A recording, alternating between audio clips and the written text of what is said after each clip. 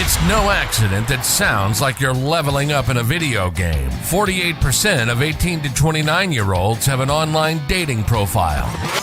Make them work for it. 45% of people say they're more frustrated with this form of dating than hopeful.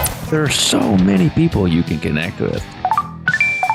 Should I swipe right? Swipe wrong. Swipe wrong. Setting the record straight on dating apps. Everyday people telling everyday stories of the swipe right world with your host, Chaos. Well, I know he had a good time. Good morning, good afternoon, good evening, and of course, you know how it goes. Good night. Welcome to the Swipe Wrong podcast. I'm Chaos. I'm the guy that's going to take you through some of the stories that we hear, some of the cool stuff that happens. Welcome to the number one podcast amongst everybody who loves a good cheat code. Up, down, down, left, right, BA, star. You guys remember that? Yeah, probably a little bit older if you do. That was passed down and passed down and passed down. Contra, Nintendo, once upon a time. Anyway, so this week, well, first of all, thank you all for tuning in, either via the podcast audio or the YouTube video. This one is going to be on both of them. So I figured we should pop in and say hey on both. Like I mentioned, I'm Chaos. I'm that guy. I get to be that guy. So this week is a little different. We're going to talk to a few of the people we've had in the past. You're going to kind of notice this is happening over the next couple of weeks. There's an episode that's coming up where we check in with a couple of these same people, just on their dating lives and what's happened, and a couple other people, because the show now has been on for over a year, and first of all, we should be thanking you for listening and sharing and tuning in and making sure that we all kind of, you know, the show gets spread. And of course, the man behind the curtain that you guys don't get to see or hear much from, Jay, who makes this thing sound and look as good as it does. He would, no doubt, there's other things that I have done without him that don't nearly have the same quality as when they are with him. So it's pretty awesome. Anyway, so I digress. This week, a couple of us are doing kind of a roundtable talk about certain things, that topics that we all kind of found a little bit interesting and thought it'd be good to get a few different perspectives. It's a couple of people from the polygamist episodes, and then the one, pretty much my brother, who is on anytime we need that male counterpart, because we just don't get a lot of guys that want to share their stories. Plenty of women, not a lot of guys.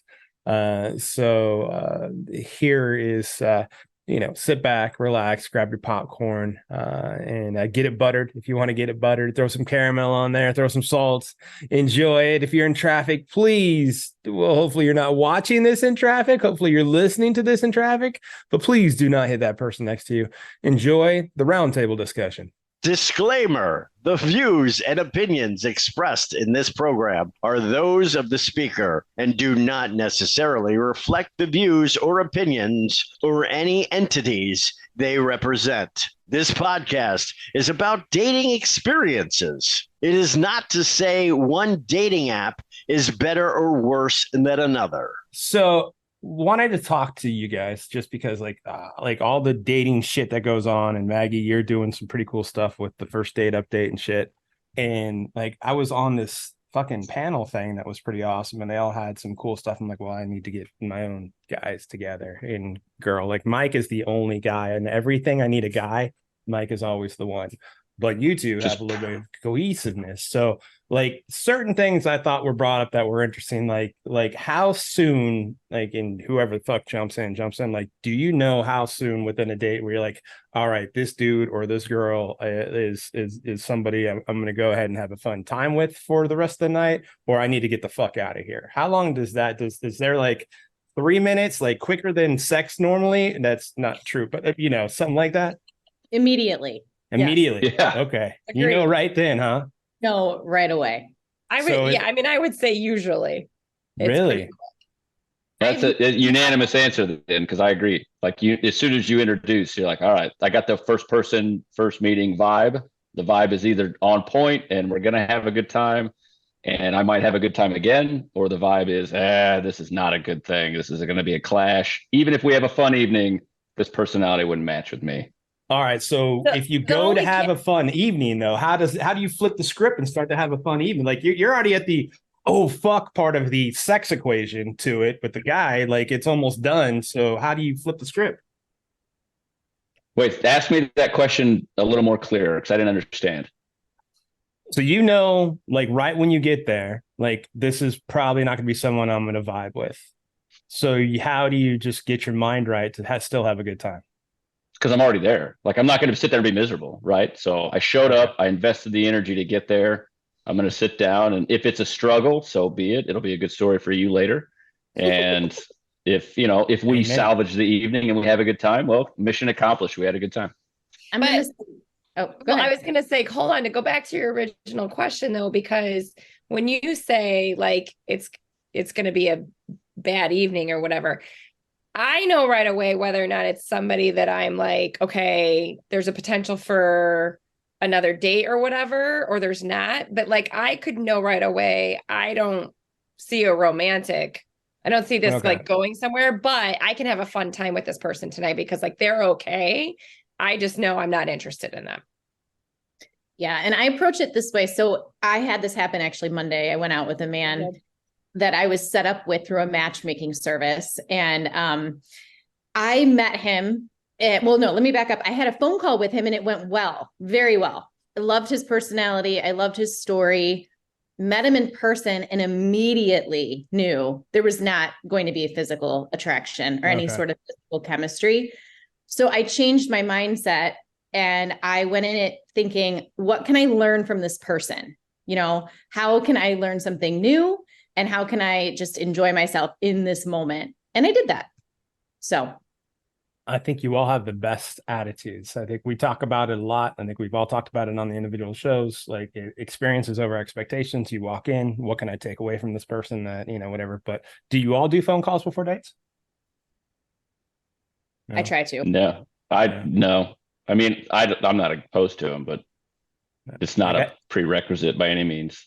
I know Miss Not a Teacher is kind of in a relationship, but like Miss Not a Teacher, like, did you do them before? I was going to say, I probably was between. Yeah. I mean, I got to the point where I started trying to do that beforehand because I felt like it really made a difference.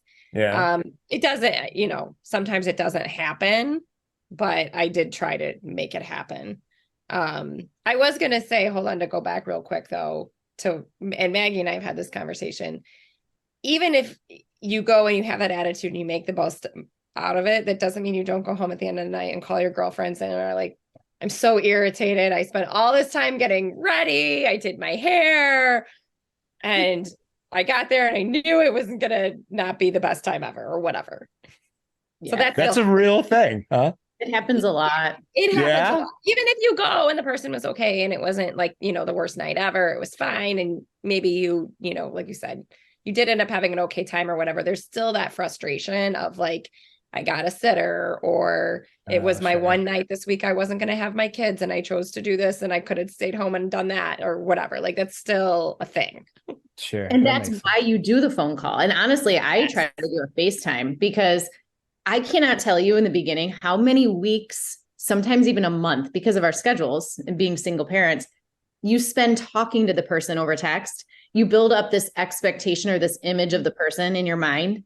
And then you get to the date and you're like, oh, I'm not even physically attracted. I don't want to make out with that person, let alone see him again, So I try to do a FaceTime now. And I'll tell you that all of the dates that I've gone on where I have FaceTimed somebody first, all of them have been second dates. Oh, wow. I've had a second date with all of those people because I knew at least that person was somewhat attractive to me or that our chemistry was on. You learn a lot about a person virtually, I think, if you can see them and not just texting. Yeah. Body language, how they communicate. I think, Kara, you gave me Not a Teacher gave me the aha moment of like how people can be so different from texting and even a phone call because they have time to respond in the text message. So FaceTime, you can even read body language if they're leaning in. That makes sense. But Mike, you don't do any of that stuff, huh? I'm kind of a fly by the seat of my pants when it comes to that stuff. Like if somebody wants to do a phone call, I'm cool with that. Somebody wants to do FaceTime, I'm cool with that. But it's not like I don't seek that out. I don't think you've had that many bad I dates, think well, we don't talk enough. Chris could tell all about my experiences. No, but I think for me, it's more of, I feel like I say this every time I'm on the show. Guys already start behind the 8 ball because we're all losers. We're all only in it for sex. There's these prerequisite check marks where it's like, I'm a man and I don't listen and I've got one thing on my mind and all these things. And I know I'm painting with a broad brush, but like I feel like the sooner I can meet you and you can have the interaction to see that I'm not your average dude, pretty good dude, pretty cool, pretty chill. Again, no expectations. Carrie, you can attest to this. We had a great time on our first date. And we didn't even do anything. I think I flirted with our waitress more than I flirted with you. But sounds great. Maggie's like, whoa, do tell how you guys are still friends. Hey, we got invited to go to a comedy club, and then we tried to go to the comedy club because we both got ditched on with other dates, and we're like, yo, are you doing anything? He's like, well, my evening just opened up. What are you doing? It's like, let's go again because mine did too. And we tried to go to a comedy club. It wasn't even open. I don't understand that whole thing. I think I still have that little thing she gave me. But I think the experiences that I've had, whether it be texting or phone calls or FaceTime, whatever method that you interact with someone, I've met people that I thought that I would connect with. And then when you do, like kind of what Maggie's saying, like you meet them for the first time and the energy is what I think I feed off of. Like I'm either going to have an energy with this individual when we're in the same space or I'm not. And I don't get that over a FaceTime call. Because I have FaceTimed women that was a thing. Like, hey, I want to have a FaceTime. Sweet. You want me to call you, whatever you're going to do. And then you're like, all right, this seems okay. But I think everybody's on their best behavior when it comes to stuff like that. Like, do I have anything in my teeth? Is my hair? Like, I want to make sure I'm presenting myself in an appropriate manner because I'm trying to, right, exactly. I'm selling you my makeup line. Exactly. I'm trying to, I'm on stage for this potential match, and whether that's casual dating, serious relationship, marriage, one-nighter, whatever your goal is, you want to protrude like, hey, this is who I am, and I'm trying to attract this individual, so I got to be on my best behavior. You get somebody in the room, you pick up that energy immediately. Are they uncomfortably nervous? And you need to sit for a minute and like maybe get them a beer or have a water and like let the room calm down. All right, hey, we're just two people having a conversation. Because, being that 3 of the 4 of us are parents, not dating someone who's a parent is different than dating someone who, and you, Koss, as someone who's dated women with kids and women without kids. Like the expectation, the conversation, all of it's different if you're not on that level. So whether it's FaceTime, text messages, phone call, I don't understand the WhatsApp thing, but I think that's just a scam.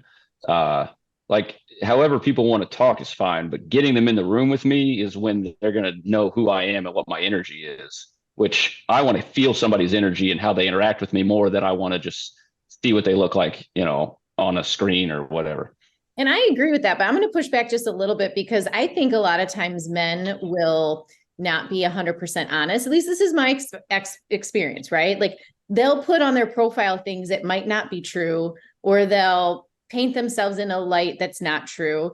And they have this, and I've had a man tell me this because I've asked him, why did you lie about the fact that you're actually 51 and not 41, like your profile said? And had I done that FaceTime, I would have recognized that immediately, that he looked nothing like his profile. And he said, well, because I wanted to show up in the searches of younger women. And I knew that once I got in front of somebody, they would see how awesome I am. And I'm like, I'm not doubting that you're a great person, but I mean, as you just lied to me. However, but I think that a lot of men think, oh, once they get to know me, they're going to see like my personality is going to shine out, and that's great. I'm looking for personality too. but there has to be an initial attraction. For me, I have to be physically attracted at some, it doesn't have to be a 10 out of the gate, right? That can build as you get to know someone. But like the date I went on Monday, had I known what he looked like, I really don't think I would have gone out with him. And maybe that makes me sound shallow. I'll own it, but I can't kiss you, let alone do anything else with you if I'm not physically attracted to you. I would also be on that shallow bus. Yeah. I think anybody who doesn't say they'd be on that shallow bus is probably full of shit.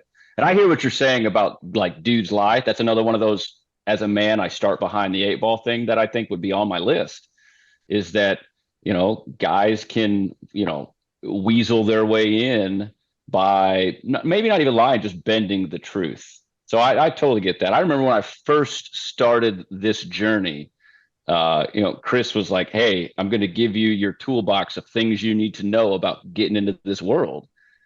And he's like, you'd be shocked at the bar and how low it is for what someone would consider a good first date.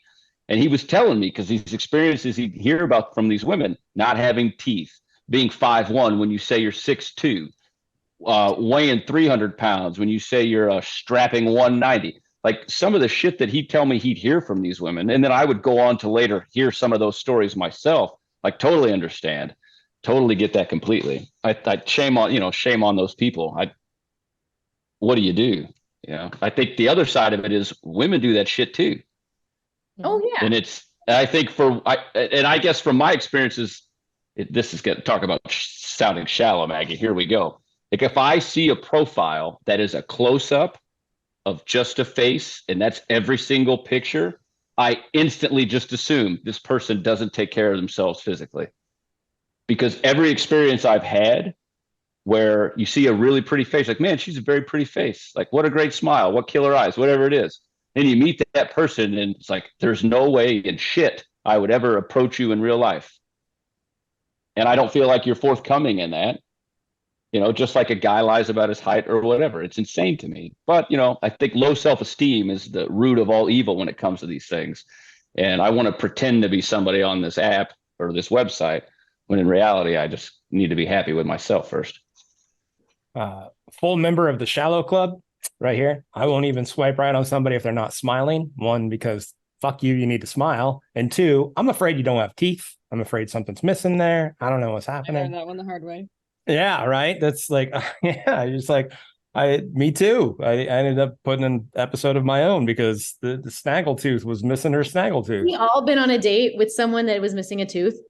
I have not had that problem. Knock on wood. Mine was missing too. Oh, I might retire from this game after this call today. I don't know. I mean, and like, there's a lot of unattractive things, but for whatever reason, that is just like, holy fuck to me. Like, be 15 pounds overweight, but fucking throw in a fucking veneer.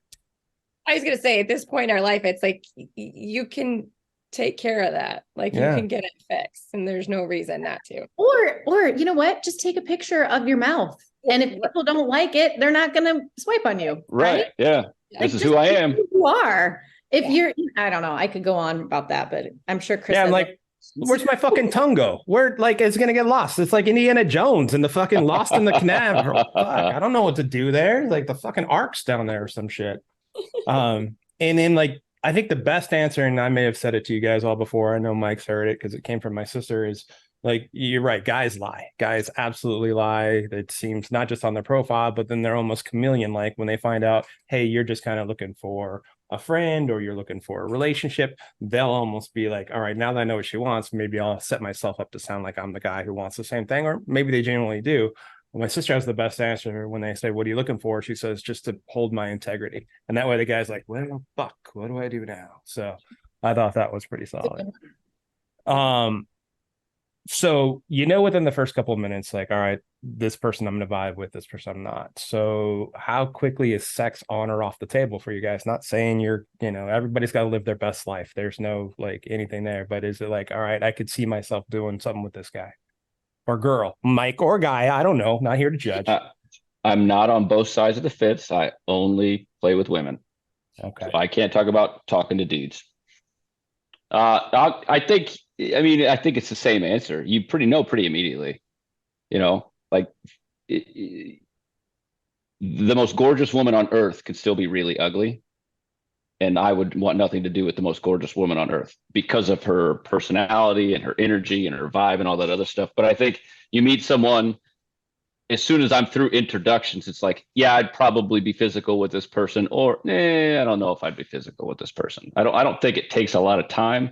Like, I know what I'm attracted to. I know what physical attributes I'm looking for. So you either have those things or you don't. I don't think that unless you're wearing a trash bag on a first date, which I haven't experienced yet, I hope to never experience. It's one of those things, but yeah, for me, it's pretty instantaneous. It's just like, it's going to be a good vibe or a bad vibe. Like, yeah, I mean, you swipe on somebody because you're physically attracted to them based on their photos. So the hope is when you meet them in real life, they match, the what is it? The video's got to match the audio or whatever it is. So. And I think it's two things. I think what you asked kind of has two different answers. I think immediately if you would have sex with that person, like that's something you've kind of decided in your mind upon meeting them, at least if you want to.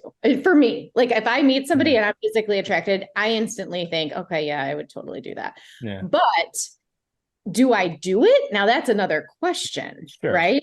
There's a lot of different things that go into that. And I think the main question for me is, what am I looking for here at this moment in my life? Am I looking for casual? If I'm looking for casual and the person's an attractive person, then sure, I would consider that, as long as I was upfront about what my intentions are. But if I'm looking for a potential partner, somebody that I will have a long-term relationship with, I prefer to take things slower and not jump into bed the first night. But that's how I would echo exactly what Maggie just said. I would say it's the same for me. What I heard that made, the question interesting to me, and had, kind of separate from what the question was. Some of us were talking, and a few girls that were in the virtual room, because it's part of this summit meeting, were like, some of them were like, God, I wish I would have had sex with this guy on the first date, because the foreplay and the passion was a lot more on the first date than it was when we went out the second time, when they knew that we were going to have sex. And then it was kind of like they skipped like 5 different steps. I'm like, oh, since I know I'm not going to do it. So that it just kind of made it like, oh, that's an interesting take. So I think that's just what led to the chemistry part of it. So now that anybody needs to elaborate that, now I have diarrhea of the mouth, evidently. But I can elaborate on that, though. Okay. The other way, because I think if you have just a little bit of something the first time and then you wait, I mean, that can actually help build, right, the anticipation. And then when it finally does happen, it can be incredible. So, and yeah, I mean, have I ever hooked up with somebody on a first date? Yes. But was it, I mean, I don't know. I think it can go both ways, is basically what I think. You can have that same feeling of like anticipation of that first time experience, if, depending on how you play your cards. Yeah. I totally agree with Maggie. I think it can go both ways, because also on the first time, if it's not going to happen, that does always intensify things, I think, because it's like, there's that extra energy of knowing it's not going to happen. But like Maggie said, I think it can go the other way, where if you have been building up and waiting for it or whatever, it can also make things more intense. So I think that can go either direction. Okay. So the intensity of the thought of it's going to happen makes it possibly more intense, even though there may or may not have been some foreplay done more the first time than the second time. Sound right? Hopefully there's as much foreplay. If that's what somebody wants. Here's the hoping. Yeah. I mean, everybody's got to have their warm up, right? Mike, not every time, not all times. No, I'm thinking of what I don't disagree with anything they're saying. I think, you absolutely know pretty quickly if you're physically interested in something. And then I think, and I'll sound a little bit repetitive, but the vibe has to be there too. Because I think what's important to remember just for this discussion is like, it takes 2 people to get down. So like, regardless of what I think or whatever, like if the vibe isn't reciprocated or it's even a little bit off, that's a massive turnoff. Because for one, I don't want to be a creepster. and be like, ha ha ha ha. And then all of a sudden she's like, what the fuck are we doing here? So I think that's another dynamic to it. You know, I think I said it the first show that I did, man. Like, I swiped on you because I thought I'd fuck you based on your pictures. So like, that's what got me in the door to potentially being a match. So then when you get in front of that person, it's like, all right, I already thought I was going to be attracted to you, and hoping that you're honest on your profile and you match the pictures that you posted, which when you meet someone who doesn't match those images, ugh, like, I gotta go. You know, that's a big thing. So let's say all things go the right way, then it comes down to that energy. You know, is the vibe right? Do we have a good time? And does one thing lead to another thing that's like the bar is closing and we're not done having fun? And that doesn't necessarily have to mean sex or any type of physical. Like, what do you do if you have to go out on a Wednesday night? Guilty a lot of the times, because that's just how my schedule works out. Bars close at 9, 10 o'clock. 9, 10 o'clock's pretty early when you're a single dad and you don't have your kids and you don't have to be at work until 8:30 the next morning. Like, let's go for a nightcap. Where do we go for a nightcap? You know, so you gotta be able to figure all that stuff out. But you know, if I'm going out with a woman and that energy's not there, then odds are we're never looking for a place to go for a nightcap. You know, and I think the other side of that conversation too is, you know, I've been out with just a knockout who was in prep for a fitness competition, wasn't drinking, was super strict on nutrition. And we literally spent 4 hours at a dive bar drinking water, just bullshitting, because we had a good vibe. And that was a one date. We never went out again after that. What's that? So that sounds dreamy. I'm training for a fitness competition and I don't. Oh, there you go. Yeah, she was 9 weeks into prep, you know, like, I'm not drinking out. And as someone who's worked in the health and fitness industry for so long, she's like, it's hard to meet people that get it. And I was like, I assume we're just drinking water all night. Like, I'm okay with that, you know? And she's like, no, you feel free to drink. And it was like, no, that's cool. Like, I'll struggle with you. Like, I'll drink water. I don't care. And it was a really good time. We never went out again after that night. It was a great night, 4 hours of just bullshitting around. And like, that was it. You know, the vibe, it wasn't going to go. She was probably a little bit too crazy for me, honestly, based on some of the stories. But, you know, I'm not a stranger to spending 5 to 9 hours at a restaurant with an individual and then being like, all right, drive home safe. I'll see you next time. And I'll turn it over to Kara so she can talk about the bowling alley where we didn't even bowl. But anyway, I don't know if that addresses what you were saying or not, but I think would you have sex with someone? It's, you know, pretty quick, but then you also know pretty quick, I think, probably a good idea, probably a bad idea, you know, because like Maggie said, like, if you're just trying to find somebody for some casual strange, like, that's not a hard thing to accomplish, because somebody out there is just looking for it. I think, you know, you and I talked about this a couple months ago, man. Like, the one night stand for me, I did it like twice, and it's like, yeah, I can't do this anymore. It doesn't feel right to me, because it's very like awkward. Dude, we talked about this yesterday. Was it yesterday? I don't know. Yeah, whatever. Yeah, it's been a long week, and we both said we're not those guys, really. We're just, because we don't want those labels. Exceptions not the rule, and all that. But yeah, exactly. Like, there's plenty of those. Like, I don't need to be another one of those. I don't be another red crown in the box of red crowns. I want to be the purple crown. Yeah, I don't want to be the result of Coyote Ugly and all of a sudden someone's fucking arms being chewed off. So like, what the hell did I do? I need to escape, you know? Like, this. But I also think that Mike and I are are alike in this way. Mike's even more so than me.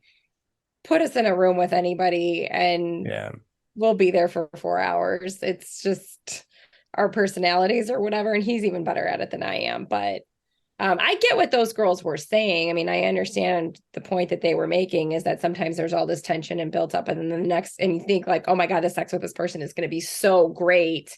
And, you know, you're calling your friends and you're like, it was high, it was intense. The chemistry was crazy, you know, whatever. And then you go out on the second date and everything seems to have like deflated a little bit. Yeah. And I mean, that's happened. I get it. So how different, like, if you think back to when you were first on the apps and now, how different are you guys? Oh, God. Yeah. Different completely. Yeah. What have you learned? Do a FaceTime. Exactly. So what I said 5 minutes ago, asshole. All right. That's fair. No doubt. Yeah. Oh, all right. I've learned. I think. Oh, go ahead, Mike.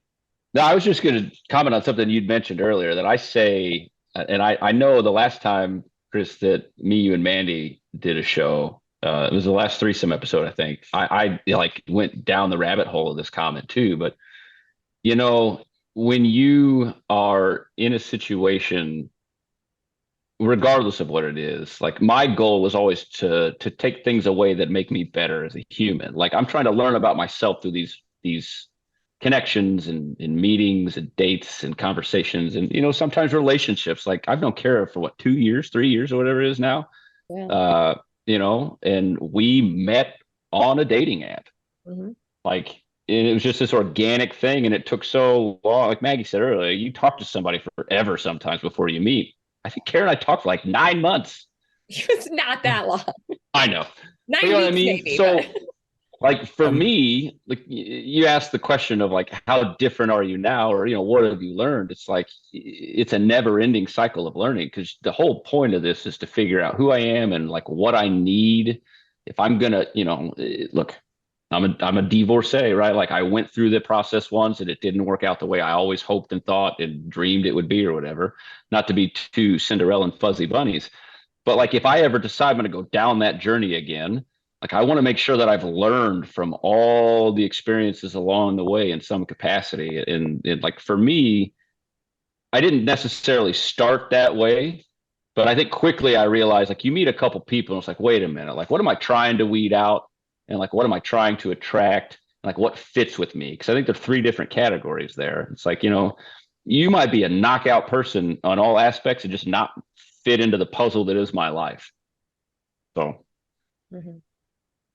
I think the thing that I've learned the most, and I was just walking with a friend who is just starting this journey of online dating. Her divorce was just finalized and she's just been on the apps this summer. And she was describing the frustration around mixed messages and breadcrumbing. And, he was kind of interested. And then I noticed that our communication changed. What I've learned is that if someone is interested, they're going to make the effort. And so I have learned now that as soon as it starts to feel off, say something or get out, just cut to the chase. I've learned to be so much more direct and clear on what I want. I think that was a huge learning for me throughout those experiences. It showed me what I do want, what I don't want. And so now I have no problem sharing that early on in my dating with someone. If I go out on a first or second date, a guy was joking with me about him being an interview. And I'm like, in a way, it kind of is an interview, sure, because I want to say exactly what I'm looking for. And you're either in or you're out. And I think for men and women, I think we both know pretty early on if we see the potential for a future. And if you're really into somebody, you're going to make that effort. I want somebody that's going to match my effort. And if they're not, then bye. I have no problem now saying, before I would hang on and I would allow the breadcrumbing and I would say, well, maybe make excuses. There's no need to make excuses at this point. We're all adults and most of us are single parents. Like you just don't have time anymore for that. It's totally what I was going to ask next, though. It's about the single parent part. Like how difficult is it to get out there and date people? But 2, how much of an asshole can people be because you may not have the time, or, versus understanding, or is it more understanding than asshole? As someone who's really bad at texting sometimes, like I get accused often of being sporadic and not responding in a timely manner and all that. And like for someone who doesn't know, I can't see that in you. You're not a bad texter at all. But you're special, kid. Like you're special, right? But I think that's Maggie's point. When you're no, someone, but do it. But I don't disagree with what Maggie's saying. What I'm saying is, like, when I have my kids, I lose my phone on purpose sometimes. Oh, okay. You know what I mean? Yeah. That's different. And the single parent question, I'm trying to kind of make sure that I stay in that lane. I'll go and I'll look at a text at 10 o'clock at night and I'm like, I'm not going to respond to that until tomorrow because it's 10 o'clock at night and that person could be sleeping. Who knows what that person could possibly be doing. And like, my answer isn't so critical that I can't just text you tomorrow. and it's not that I'm maybe not interested or not that interested or whatever. It's I'm trying to be respectful. I'm trying to be mindful of somebody else. And like I didn't know where my phone was, or my phone was plugged in and it's never on ring, it's on vibrate. And I'm not paying attention to that shit when I'm playing with my kids. Like my kids are more important. When I plug in, I'm going to plug in all the way. But I think, it's I love we're all adults. We're all old enough that we don't have time for the breadcrumbs and all that other stuff. Because you go out with people and it's like, look, I'm 40. If you can't take honesty, I don't know what to tell you. I'm probably the wrong guy for you to talk to, you know? And especially when it comes to the parent thing, like I went through a phase, it was like, I'm going to try to only date people who don't have kids. And that's where I got a lot of this feedback. It's like, oh, you don't text me back, or like, why did it take you 5 hours and stuff? It's like, you don't get this. You don't understand what it's like to go from work to a baseball game, to home, to showers, to dinner, to bed prep, to reading, to bed. And then you take a shower and then you eat dinner. And then you're like, I'm just going to not do anything for a while. Like, and that's not an everyday thing, but like, that's a real, whether it's a hockey game, a swim meet, baseball, whatever your kids are into, if your kids are of an age where they're invested in something, like, and I don't mean to make this a big parenting soapbox thing, but like, if you want your kid to be enjoying something, like really enjoying something, you better fucking invest your time in it with them, because they're going to enjoy it way more when your parents are excited for them and all this other stuff. It's like, if my kid looks at me and I'm buried in my phone answering messages, like, I've been the other parent in a situation where a kid has said, hey, Dad, why doesn't mom do something? And I don't like how it makes me feel when I don't know how to answer that question. And I don't ever want that question asking about me as a dad. So like, I know what my priorities are and where dating lies into those priorities. And if somebody's like not okay with that, then that's the wrong fit for me. Like we were talking about earlier, it's just not a right fit. I think that's the key right there. And I think it comes down to communication and learning what the other person that you are actually interested in, what they like and what's not important to them. Because I'll be honest, I have 3 kids, 3 jobs. I'm running just like you. I'm going from here to there, training for this fitness competition. And but I still have time to say, I can't talk right now. I'll respond later. If I like someone, I'm not leaving them on red all day. I'm just not, and I'm not the type of person that needs the good morning texts and the good night texts. Like, please, no, just save all that for somebody else, because that's not me as a person. I don't need that to feel good. But what I do need is to know that someone's thinking about me. That doesn't mean we have to have a full on FaceTime conversation at 10 a.m. It just means, hey, thinking of you. Hope your day is going great. I think that we all, no matter how busy we are, can make time for that kind of thing. But that's me, right? I need somebody that can give me that. And if somebody can't, that's not a match for me. You know what I mean? So I think that's one of the things you learn about yourself is when you're dating these different people, you learn how different people communicate. And you say to yourself, oh, that felt really good when I dated this guy. I liked his level of communication. I didn't like how he kissed me, but I did like the way he, made me feel important every day, even if we're both busy. So I think you take from each experience to piece together what it is that you like, and then you're clear on what you're looking for. But I think the key is communicating it to someone. Because sometimes, like you're saying, Mike, like I'm dating somebody right now who doesn't have kids, and he is a self-proclaimed terrible texter.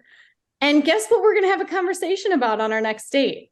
Like it makes me feel good when I hear from you, even if it's just once a day. Like going 3 days in a row, 2 days in a row without hearing from someone, but then having an amazing time on our date. Guess who's not getting laid on that next date? That guy. You know what I mean? Because yeah, sure, we have a great time together. We have a lot of fun. It's awesome. He's hilarious. He tells me he's super into me. That's all great. But day to day, how does he make me feel? Like I'm not that important. And guess what would make me feel important? If I got a text every now and again that just said, hey, thinking of you, that takes 10 seconds. I'm not sure I understand. Oh, guess I don't even. Siri doesn't understand. Siri doesn't get it. She's like, I don't get it. That motherfucker should be texting you. We're not a match. But yeah, you know what I'm saying on that? I think yes, it just comes down to communication on what people like and what they don't like. Yes. But have you guys ran into, hey, you just see like you need to make more time, or like I know you're good with it, and you're like, hey, I don't need to make more fucking time. But has people given you like that almost ultimatum, or they've seen that out of you guys? The last serious relationship I had was with a guy that didn't have kids. And I don't want to say that he demanded it. That wouldn't be accurate, but he did struggle to understand it because he didn't have a house, like he was renting, he didn't have kids. So like the running around and me, quote, being busy, he didn't get. And then as we dated longer and he was, a little bit more integrated into my life and saw me running around with the kids and where I was going and what I was doing. And, oh, and by the way, I got to fix this at my house or mow the yard or whatever needs to happen. He did start to understand it a lot more. And there were times that he was frustrated, because that time that I had like undivided attention was limited. But I have an experience, like I have another guy friend who I met through a dating app and we've been friends for 5 years now. And he would talk about this a lot, that he got to the point where he would only date women with kids. He's like, I'm done dating women without kids. And that was like his first criteria, because he said he got a lot of flack from girls saying that they did not like that he put his kids in front of them. They weren't the first priority. And I found it shocking, but it definitely happened to him. So I never experienced it to that degree. Yeah. Your time is so valuable. And you guys all like 3 jobs, Maggie, my kids, couple jobs, Kara, trying to save the world from Michigan sports, shit like that. There's a lot going on that I can see. So some people, male, female, just are extremely selfish and don't quite understand how that all works. So it just seems like a rough dynamic for you guys to navigate. But I mean, it goes back to what you said too. I mean, they don't fit in what you're looking for, then they're not the ones anyway. So it doesn't really matter. Yeah, I was going to say, like, Carrie, you made a comment about how once someone is more integrated into the rhythm, I think, I don't want to use the word expectation, but like, okay, like I know the times of day you can catch me.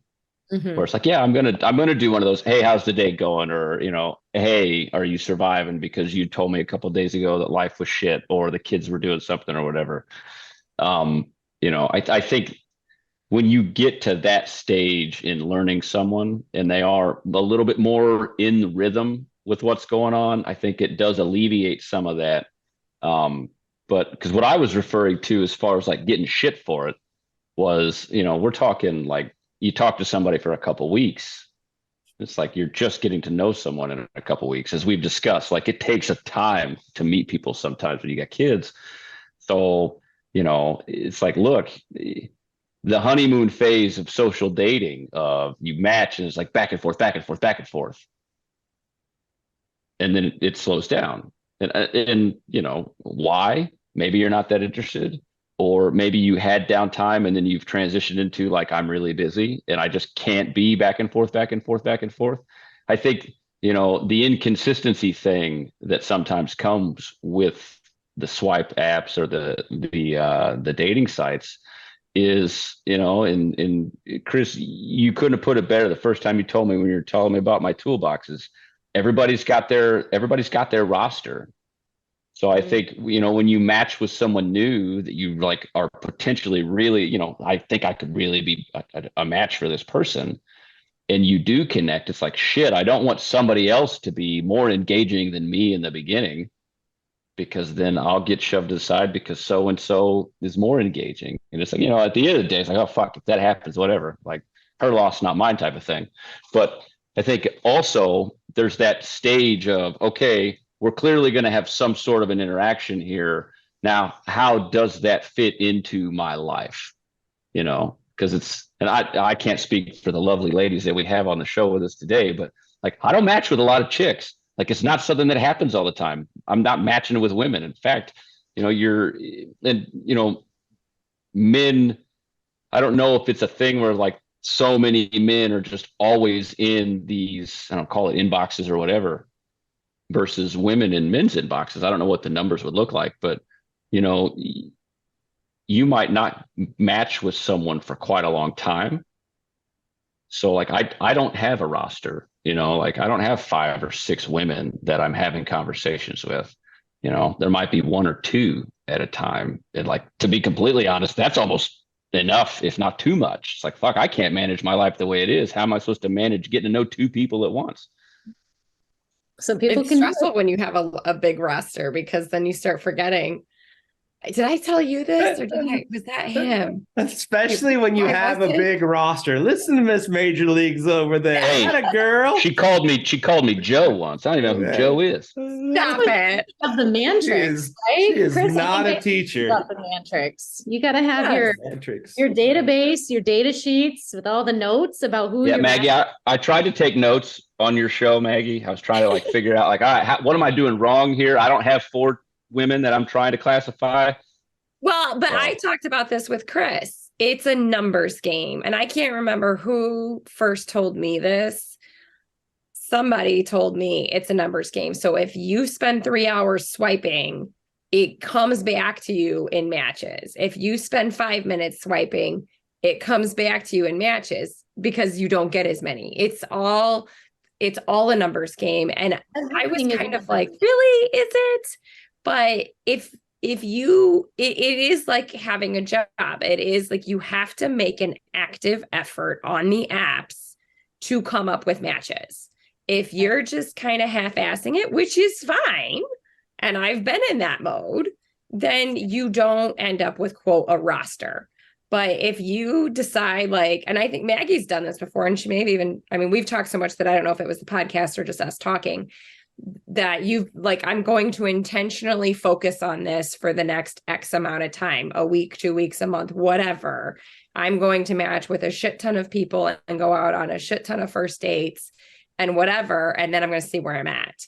And there's other times when it's like, either I don't care that much right now, I don't have the time that much right now, or maybe I am talking to 1 or 2 people that I am legitimately interested in, and your activity dies off.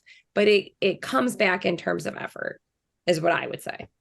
Yeah. I see nothing wrong with having multiple people that you're talking with in the beginning. It does require effort. And that's why I like to have a set period of time where I say, I'm going to do this and I'm going to put effort in, because what I want back is effort. Mm-hmm. Right.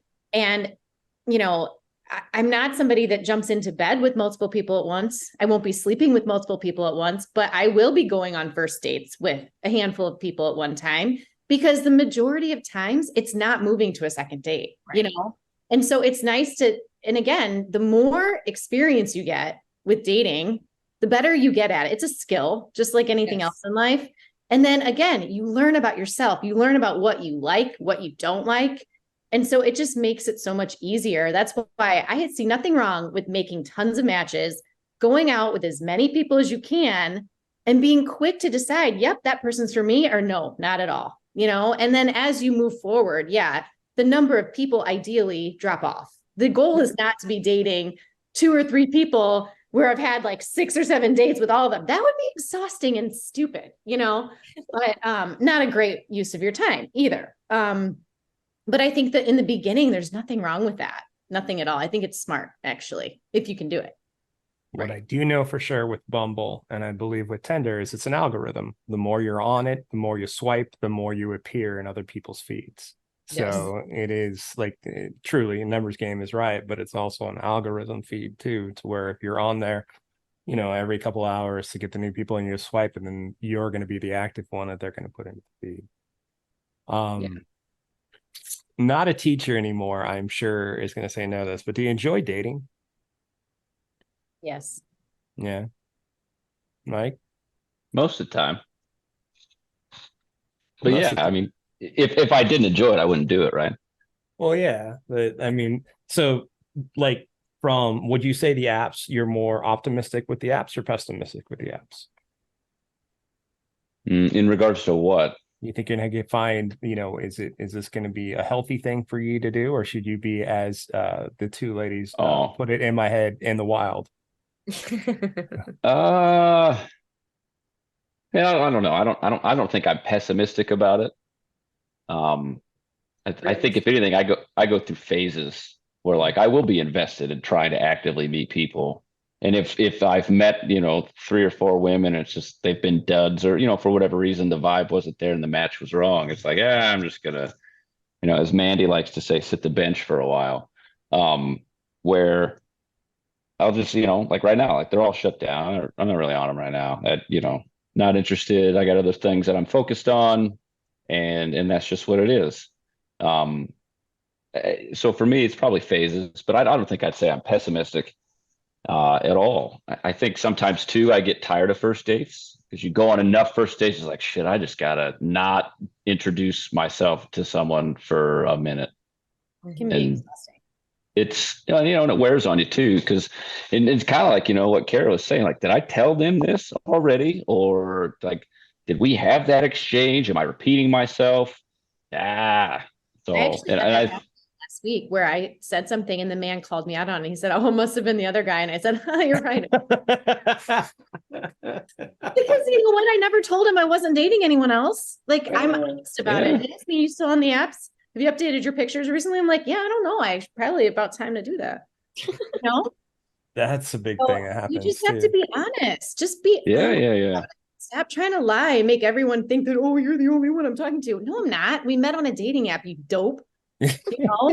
Like nobody does that. Nobody said, oh, you're the one on the first date. You know what I mean? It's stupid. And people that fall for it, it's not very smart either. So same as like love bombing though, too, right? I mean, like, isn't that just like something that drives you guys crazy? Like you're just going, what the fuck is this guy or girl doing? Mm-hmm. It drives me, like, all right. I agree with Mike though. Like the first dates can get exhausting to do, like, because like you said earlier, everybody's on their best behavior. You're having, like, right, if you're in that like active phase where you maybe are going on a whole bunch of first dates in a row, it's like, man, I just did this, and you really are having the same conversations because they're the conversations that need to happen, right? It's like, what do you do? And do you have kids? And how long have you been single? And, what are you looking for? Like, whatever. So it can, when you haven't done it, like maybe let's say you had a relationship and then we're off the apps and then you come back, it can be fun and exciting and like, oh, this is so great to do again, but I'm with Mike. It ebbs and flows. Like sometimes I'm optimistic, sometimes I'm pessimistic, sometimes I'm in the middle. Like it just kind of depends on what's going on. I think it comes back to yourself too. Like if you're feeling down, like you're kind of in that mode, you find yourself dreading it. Take a break, do everyone a favor, and don't get on the apps, because I find that when I'm intentional about it and I'm in that right mindset, then I have much better chance of meeting somebody that's a quality person, somebody I'm interested and excited about. Mm-hmm. What I was going to say was, I think when you get into those like dreading the first dates things, like what I've learned, to go back to what you're asking earlier, is like, I'm just not getting quality candidates, if you will. It's like, all right, I've met you and you didn't rock my socks immediately. And like, I've done this 4 other times where my socks were also not rocked. Like, I just don't want to do this again, So I think it's a grind. I think it's definitely a grind when you're going through that, hey, get to know me stage. It's like, you're cool. I'm cool. We're all cool. Oh, wait, you're really not that cool. I got to go.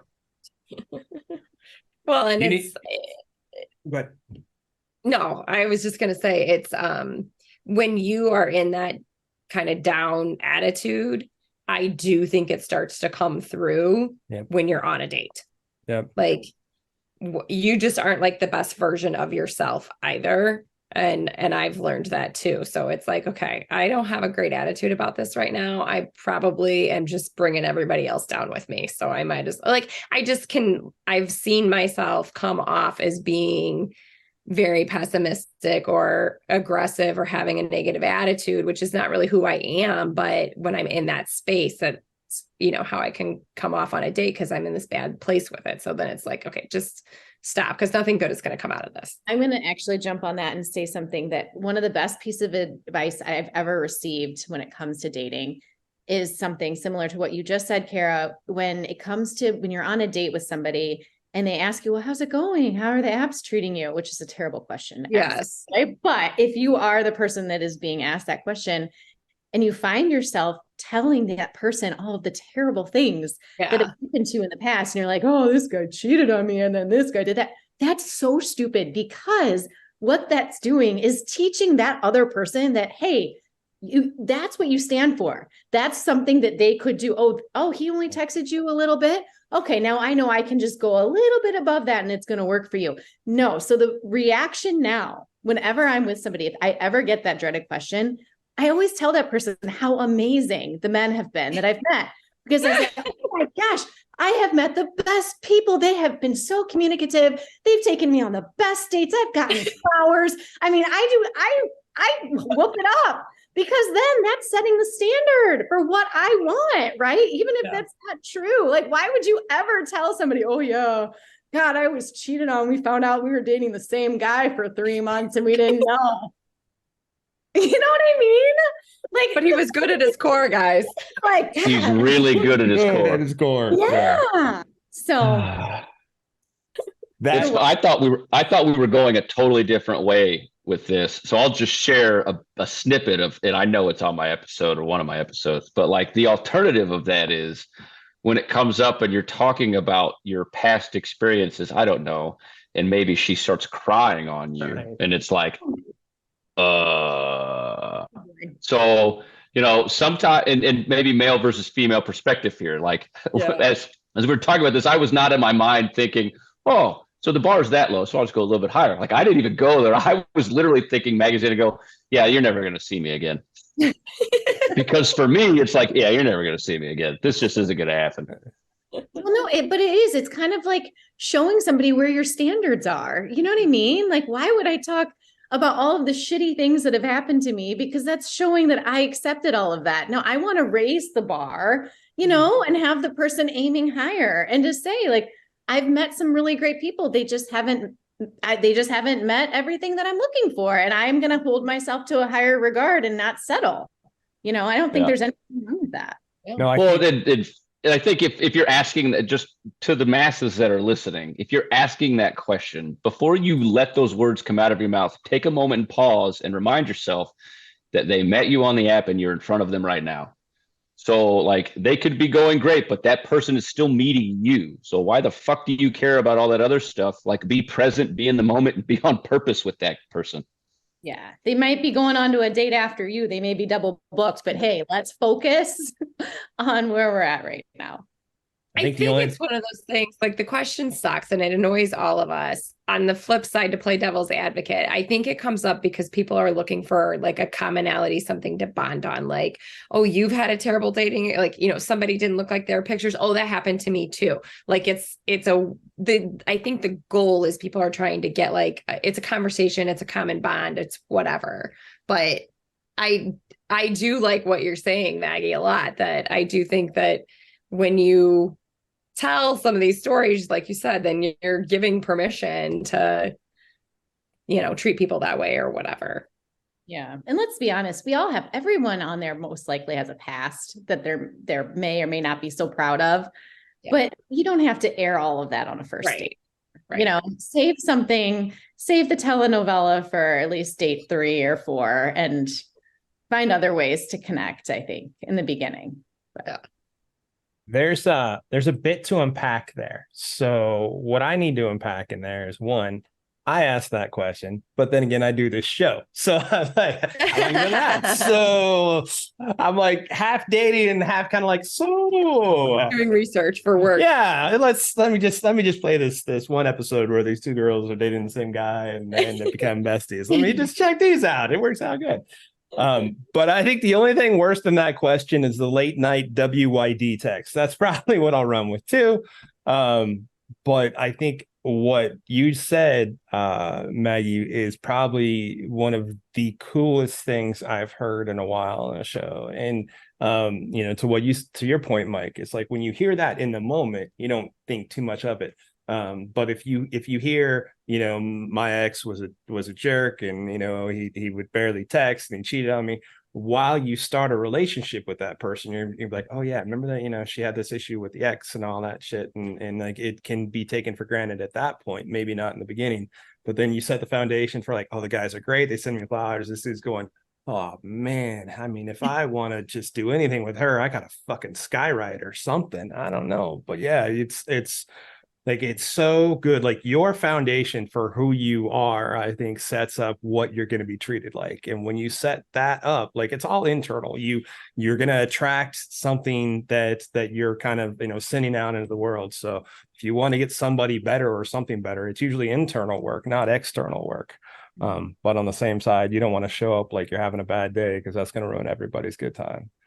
That was a lot of fucking good shit, that's for sure. Kara, did you meet your present skywriting guy? Sends you flowers every day, chocolate. Now you're diabetic so much on the apps? I did. Okay, all right. So how did he woo you? I know, since we'll get into dirt and play therapist all of a sudden. Yeah, no. I mean, it's funny because, again, I've talked to all of you so much, I don't remember who and what, but I know I've made this statement before about at the end of the day, when like somebody's actually just a decent human being, that surprisingly counts for a shit ton. Like, because so many people, I mean, on apps, off apps, whatever, just in general, are not even just decent human beings. So I don't know that I don't know that it was one thing. I think we went out, we had a good time. I think we vibed well, to use Mike's words. Like, we had good banter, and he did what he said he was gonna do repeatedly. You know what I mean? Like, if there was no, is he going to call me? Is he going to ask me out again? Like, is he going to show up? Like, he just did those things every time, Awesome. So it was, yes, he did send me flowers. I mean, okay. Like, he did do some of the good things, like he sent me flowers just because I was having a bad day or whatever. But like, and again, yes, that's nice. And of course I appreciate it, but is it necessary? Probably not. If I, like, to Maggie's point of like, if you're showing up when, making me feel like I'm special, or you're thinking about me, or you care, like, it's actually not that hard to do. And for some reason, people seem to really struggle with it, or, it seems that way, that and it wasn't, he just did normal basic things, not to downplay anything that he did, but it's not, no, he didn't skywrite for me, but right. I'll teach him. Yeah. But I mean, yeah, we have very similar personalities. We get along, whatever. There was no drama to it. That's the whole thing. Well, I know you guys' time is important because you're all parents, and we talked about that like 15-20 minutes ago. Maggie, you have your site going, your Insta. You want to just tell people about it real quick before you go, because I know you got to bounce. Yeah, sure. It's called First Date Update, and it is a private page. So I am kind of controlling, it's not public, but it is intended for the purpose of showing what it's like to be juggling it all, to be going on dates, what we, especially as women, go through. I'm sure the men, if there are men watching, they can relate as well. Anybody that's in the position of dating can appreciate a real live look into what we go through. And I kind of do an update, a pre-date update, where I share a little bit about how I met the person and what we're going to be doing. And then I do a post-date, a first date update on how it went, and if I want to see the person again. And then afterwards, I take the live videos that I record and I put them into a reel that's about a minute long, and I add little emojis and stickers, and I'm just having fun with it. And it's taking the pressure off in a way, and it's helping me look forward to going on these dates. And like I said earlier, just getting some experience with meeting people and learning things about other people. And everything is anonymous. I don't share pictures of the people I'm dating. I don't use names. The purpose is not to put anybody on blast. I really don't give any identifying information about the person. I call them all gentlemen. So, I'm going on a date with this gentleman, and I might say he's a dad, or but I don't get into personal details about anybody. Good deal. Good deal. All right. Well, I know you got to get on your call. So thank you so much for taking the time. I appreciate it. It's great to see you guys. Yeah, good to see your face too. See ya. All right. Bye-bye. Bye, girl. And then you two, the text fighters galore. I mean, the virtual married couple not in a relationship. That's not much more I got. I mean, that was perfect. There was a lot of good stuff. I mean, unless there's something else you guys want to add, like, you know, advice or thoughts or anything. I mean, Like just every be time on you- purpose. Be on like purpose. every time. So here's the trick with Mike. Every time What'd you before he say? talks, he leans in. So you start to lean in, like, oh, he's got something. Yeah.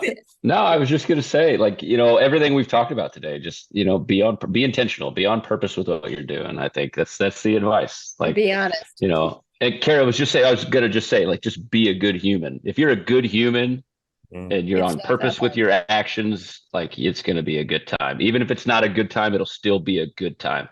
Thank you for being along for the ride of the Swipe Wrong podcast. Remember, everyday people telling everyday stories of the swipe right world. The show is produced by Jay Pelham. He is the host of Pelham Place. So make sure to check that out. Also, I am Chaos, the host of Chaotic Commentary.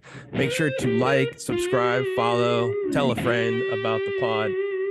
And if you have something that you want to share, please, we want to hear from everybody and get everybody's stories as much as we possibly can. Email us at swipewrongpod@gmail.com. Give us a call, leave us a voicemail, let us know if it's okay to call you back. 317-426-6616. Thanks for being along for the ride, and next week the saga continues.